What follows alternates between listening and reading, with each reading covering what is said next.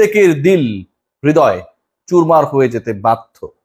Bangladesh cricket বোর্ডে ICC তাদের একটা পর্যবেক্ষণ পাঠিয়েছে এবং সেই পর্যবেক্ষণে আইসিসি যে ব্যাপারটা উল্লেখ করেছে, যে 5টা দলকে নিয়ে আপনারা সবাই জানেন গতকাল এই সময়টায় রিলিজ হয়েছিল যে 5 দলের বিপিএল হবে এবং সেই 5টা দলের অন্তত 2টা দলের মালিকানায় রয়েছেন আইসিসির নজরদারিতে সন্দেহভাজন ফিক্সিং কাণ্ডের সাথে জড়িত অন্তত 2 জন।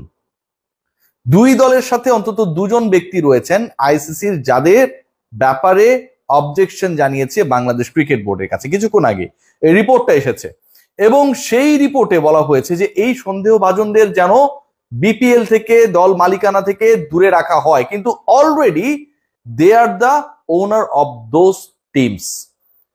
এখন ধরেন আমার একটা টিম, আমি সেই টিমটা বিপিএল এ পেয়ে গেছি, বাংলাদেশ ক্রিকেট বোর্ডের দুর্নীতি দমনের নিজস্ব যে ইউনিট রয়েছে তারা আমাকে ফাইন্ড আউট করতে পারে নাই, অথবা পারলেও বাংলাদেশ ক্রিকেট বোর্ডের বিপিএল গভর্নিং কাউন্সিল তাদের আউটকাম মানে নাই। ইন্টিগ্রিটি কমিশন যেটা গঠন করা হয়েছিল, স্বাধীন দুর্নীতি দমন কমিশন, যেখানটায় 3 জন সদস্য ছিলেন, সাবেক বিচারপতি ছিলেন, শাকিল কাশেম ভাই ছিলেন খালিদ হামিদ চৌধুরী ভাই। সো এই যে 3 জন, তারাও যে সুপারিশগুলো দিয়েছিল নিশ্চয়ই মালিকানার সাথে জড়িত সেই সন্দেহভাজনদের নাম ছিল। বাংলাদেশ ক্রিকেট বোর্ড তাদেরকে রেখেই দিয়েছে এবং যে 5টা দলের কথা বলা হয়েছে গতকালকে বলা হয়েছে, গতকাল ইফতেখার রহমান মিঠু বলেছে যে ক্লিয়ার, কোনো সমস্যা নেই। আজকের রিপোর্ট বলছে, প্রথম আলোতে একটু আগে এসেছে যে আইসিসির যে দুর্নীতি দমন ইউনিট তারা 2 দলের ক্ষেত্রে সেই 2 দলের মালিকানায় যারা রয়েছেন তাদের ব্যাপারে অবজেকশন জানিয়েছে, তাদেরকে সরাতে বলা হয়েছে। ভাবতে পারছেন?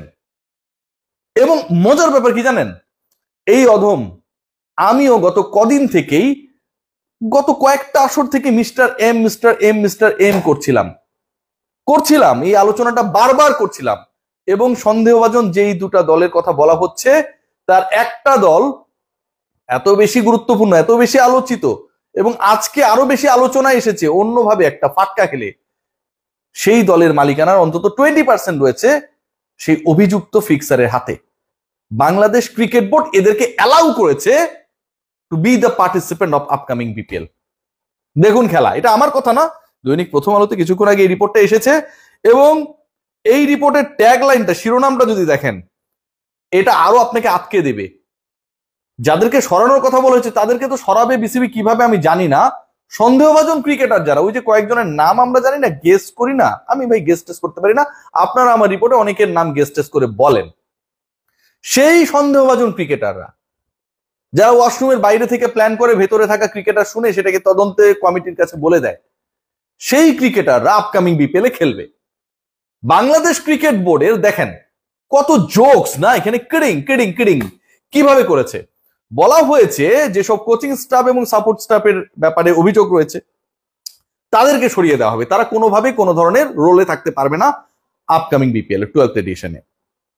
আবার অভিযুক্ত ক্রিকেটাররা খেলতে পারবে, নিলামে তোলা হবে, তাদেরকে দল নেবে।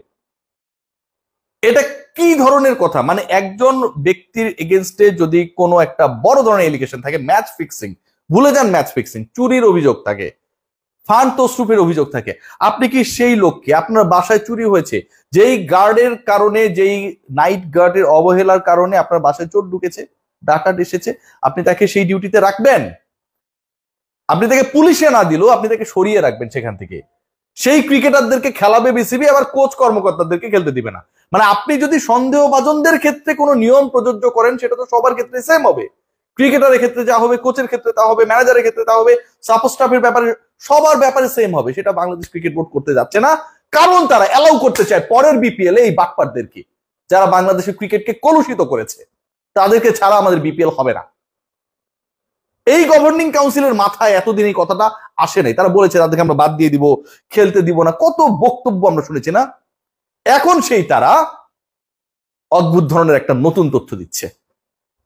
5 দলে অন্তত 2টার মধ্যে মালিকানার মধ্যে রয়েছে সেই চোর বাটপাটা, আইসিসি সেটা জানিয়েছে, প্রথম আলোতে রিপোর্ট এসেছে। ইন্টারেস্টিং পার্ট কি জানেন, আজকে অভিষেক মিত্র একটা স্ট্যাটাস দিয়েছে, সেই স্ট্যাটাসটা একটু আপনাদেরকে পড়ে শোনাই। মন খারাপ হয়ে যাবে ভাই, বিশ্বাস করুন মন খারাপ হতে বাধ্য। তিনি যেটা দিয়েছেন সেখানে লিখেছেন যে মাত্র 5 দল দিল, বিপিএল যদি হয় এই হিসাবে তাহলে প্রতি টিমে সর্বোচ্চ 14 জন করে লোকাল নিতে পারবে। মানে 14 জন লোকাল তো আর খেলবে না, নিতে পারবে তার হিসাব অনুযায়ী, একদম অ্যাকুরেট হিসাব। 5 টিমের হিসাবে 14 জন করে প্রত্যেক দলে যদি নেয়, তাই 5টা দলে তো 70 জন ক্রিকেটার নেওয়া হবে। এখন আসি national team, A team, HP team, U19, under 19 কথা বলা হচ্ছে। এই যে কয়েকটা ভাগের কথা বললেন, ন্যাশনাল, এ টিম, এইচপি, U19, তাতেই হয়ে যায় 80 জন ক্রিকেটার। বাকি লোকালটা কোথায় যাবে? 70 জনের বেশি লোকাল আপনি অ্যাকোমোডেট করতে পারবেন না আপনার স্কোয়াডে। National team, HP team, A team এবং আন্ডার 19 ক্রিকেটার যদি আপনি সবগুলোকে যোগ করেন, কম করে 80 জন হবে, তাদের থেকেই 10 জন দল পাবে না। অন্য লোকালরা কোথায় যাবে, কি করবে? যারা ন্যাশনাল টিমে খেলে না, যারা লিগে খেলে, যারা ভালো পারফরমেন্স করে, তারা কোথায় যাবে? কথার কথা, সাব্বির রহমান রুম্মান, একটা ছোট্ট এক্সাম্পল দিই, তিনি কি জাতীয় দলে রয়েছেন? এইচপি টিমে রয়েছেন? আন্ডার 19 টিমে তো থাকার কোনো সুযোগ নেই। সাব্বির রহমান রুম্মানের মতো অসংখ্য ক্রিকেটার রয়েছেন, নাসির হোসেন রংপুরকে কয়েকদিন আগে জেতাতে বড় ভূমিকা পালন করেছেন এনসিএল, কোথাও নেই। এই ক্রিকেটাররা কোথায় যাবে? এই ক্রিকেটাররা কোথায় খেলবে?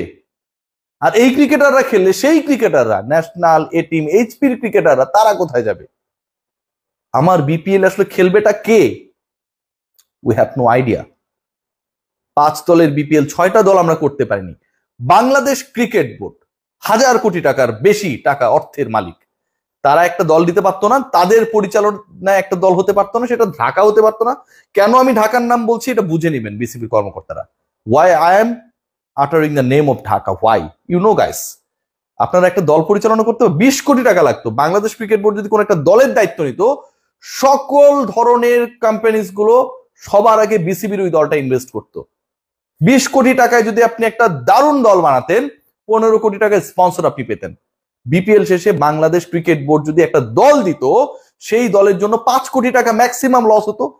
কিন্তু আমরা কতগুলো ক্রিকেটারকে সুযোগ করে দিতে পারতাম সেই বিপিএল এ খেলার জন্য, কতগুলো ক্রিকেটারকে আমরা দেখার সুযোগ পেতাম, কতগুলো ক্রিকেটার শুধু খেলার সুযোগ আর দেখার সুযোগ না, পুরো আসরটা কতটা কম্পিটিটিভ হতে পারতো। কেউ ভাবে নাই, কেউ ভাবতেও চায় না, এই কথাগুলো কেউ বলে না, নাম প্রকাশে অনিচ্ছুক। যাই যায় তাই যেন ফিরে ফিরে আসে। নাজমুল হাসান পাপনের বোর্ড, মোস্তফা কামালের বোর্ড, বিপিএলটা আসলে শুরু হয়েছিল তখন থেকে যেভাবে বিভিন্ন সময় বিপিএল করেছে, আলোচিত হয়েছে, বিতর্কিত হয়েছে, আমিনুল ইসলামের বুলবুলের বোর্ড ঠিক একই পথে রয়েছে। খুবই দুঃখজনক। আবারও বলি আপনাদের, এবং এই বলাটা আসলে খুব কষ্টের বলা, যে এখানটায় খুব স্পষ্টভাবে বলা হলো যে, কি বলা হলো, এবারের বিপিএল এ 5টি ফ্র্যাঞ্চাইজির মধ্যে অন্তত 2টির মালিকানায় অংশীদার হিসেবে আছেন সন্দেহভাজন 2 ব্যক্তি। একটু আগে যেটা বলেছি, যাদের ব্যাপারে আইসিসি দুর্নীতি দমন বিভাগ পর্যবেক্ষণ পাঠিয়েছে, তাদের অবজারভেশন পাঠিয়েছে যে এই 2 বাটপার 2টা দলের মধ্যে রয়েছে। 2 ফ্র্যাঞ্চাইজিকে বলা হয়েছে বিতর্কিত ব্যক্তিদের মালিকানা থেকে বাদ দিতে। কাগজে কলমে এখন তাদেরকে বাদ দিয়ে দেবে, আমরা হয়তো সেটা দেখবো, কিন্তু ভেতরে ভেতরে যিনি সুতা টানার, পুতুল নাচানোর সেই কাজটা ঠিকই করে যাবেন। সন্দেহভাজন ক্রিকেটারদের মোবাইল ফোন এটা ওটা নাকি একদম কন্ট্রোলে রাখা হবে। সোশ্যাল মিডিয়ার যুগে সবসময় সবকিছু মোবাইলে করতে হয় না, আর যারা এইসব করে পেকে গেছে তাদের মোবাইলও লাগে না। কেমনে করবে সেই আইডিয়া আপনার আমার কারোই নেই। সবচেয়ে ভালো ছিল তাদেরকে ব্যান করা, বাদ দেয়া। বাংলাদেশ ক্রিকেট বোর্ড সেটা পারে নাই। সবাই খুব খারাপ থাকবেন, টেক কেয়ার।